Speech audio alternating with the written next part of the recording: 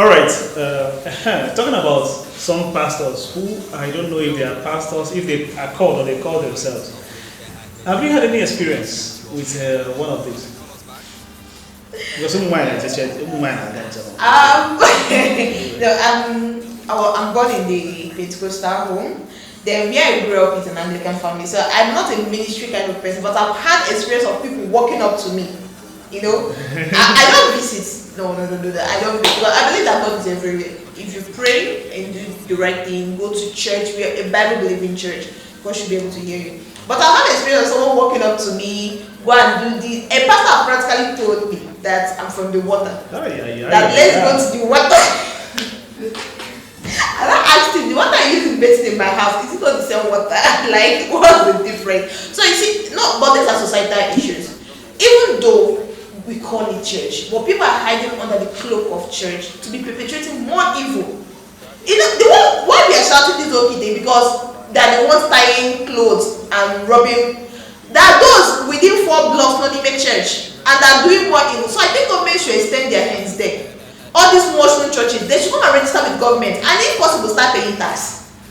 No, let's not go to that one. Let's not go to that one, because is what you are trying to say is that sometimes you see we cannot throw away the baby with the bathwater, because there are some churches who are actually doing what they are supposed to do. True. This was how Red Cross emerged, and they were going for relief material, risking their lives and all of that. Yes. We can't start saying there are NGOs who are into money laundering that hides behind this, that we should start punishing those who are. So I think it's all about check and balances. Yes. You understand? And but aside from that, I think National Rotation Agency also have a lot of work to do. It's true. Yes. We need to change our curriculum in education. We need to start letting people know that there is no shortcut to this thing called success. There is no shortcut. You see, what your speed is usually without direction. Exactly. And power is nothing without control. So that you're on a speed lane does not mean that you know where you're going. So we need to bring these things back. Checkmate. We are known for hardworking people. We are hardworking people, we are resilient, and we are very, very intelligent when it comes to Igbos are very intelligent. Exactly. And aside from that, if you go outside Nigeria, Nigerians are also doing wonderfully well. Because we are resilient. We have seen enough. We have seen 99, 100 is not far. But this idea, like I said, whatever that must be done should be for everybody. What is good for the goose is also good for the gander. In as much as the government is doing their job, I think it's also that government checkmates those they sent into the villages to do tank crying, to know what they are doing, so that they don't start victimizing people. Traditional religion is also an accepted form of religion, which I know, and we also have freedom of worship. Yes. So in as much as I'm a Christian, I'm also a tolerant Christian. There should be religious tolerance. But I'm against whatever it is that demands something inhuman from people. Whatever that gives people impression that spirit does this and does that and does that, I am against that. And that's what Soludo is doing, the cleansing. And I hope that this sends a message to a lot of people who are into this. Everybody cannot be good. Man, what's age Nigeria society? There must be in this scene.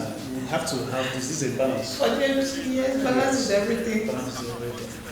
So, before we go on a final note, if you come back home and you found a pot tied with whatever in the house, and you have younger brothers, and then he tells you that this is the miracle come true, what would you do? I think it's against everything I believe in. You have to return it to wherever he brought it, or we should just move out of the house, because I can't believe in the same house with him with that thing. No, if you come to his own house, maybe he has grown now. If it's his house, let him stay in his house. So then I'll go to my own house. But in this time of time crying and everything, in this kind of thing, he's my brother, and this is where sentiment comes in. I will say the truth. I will not go to this from him. This is why I asked you this question, because we are encouraging people to call out those they know. Yes. If you say something, say something. I was going to visit the same way a town crier or another whistleblower will go and victimize somebody because they are not in good terms. Yes. In the same way, he or she will also protect his own. Yeah, that's true. I'm saying that in as much as the Rotan sent, independent monitoring team should also be Should sent. also be sent, yes. So that Because nobody will want it. Like it takes a high level of I don't know, like someone be integrity for someone to bring out his or her own person. So an independent thing. I don't know how the government is going to do it. I believe the government knows the best. Maybe doing it across people from another place goes to another place to do it, because if you should start depending on calling out and all that, it might not really. because I trust me, I'm not sure if there was anybody in my village now that people in my village, I don't know if they were able to call, because the truth of the matter is that we had something like this during in 2004 when we had Emancipation Crusade then. Everybody knows everybody. So we know those who were the bad eggs we had. We went to their houses, we brought those juju. I saw a lot. Some now started surrendering by themselves. Then, that was then, but I cannot vouch for now that the whole social media has come on board, giving people the impression that you can make this from nothing. But I remember that all of us went into that, we risked our lives. There is not even the fake ministry that was existing then, we made sure we dismantled it. Oh, a whole lot of things happened. We know, because the community agreed that it is time, enough is enough. Yes, yes. That's another thing. Because another thing we did is that when people blow the whistle and another person, maybe a neighbor or something, it brings this anarchy, this enmity. Someone will be like is jealousy or that kind of thing. Mm-hmm. So if there is a system that the government can set up, that silent whistle blowing, if it's going to happen, silent whistle blowing. And another question I'm asking is that what becomes of those people that the government are arresting? What next? Will they be charged to court? Is there a procedure for them to be rehabilitated and all that? Or like No, I there think should be a system? we just have to wait and see. We just have to wait and see. Because I believe they didn't go to the battle without fully loaded gun or whatever. Yeah. I believe there are stage 1, phase 1, phase 2, phase 3, to whatever it is. I believe so. I want to believe so. I haven't been told, but I want to believe that there is. Now, just before we go, I don't know if this thing I see in other villages are also in your own village. That if you go into the village now, you now start seeing sacrifices on the road, left, right, and center. Baby this, baby that.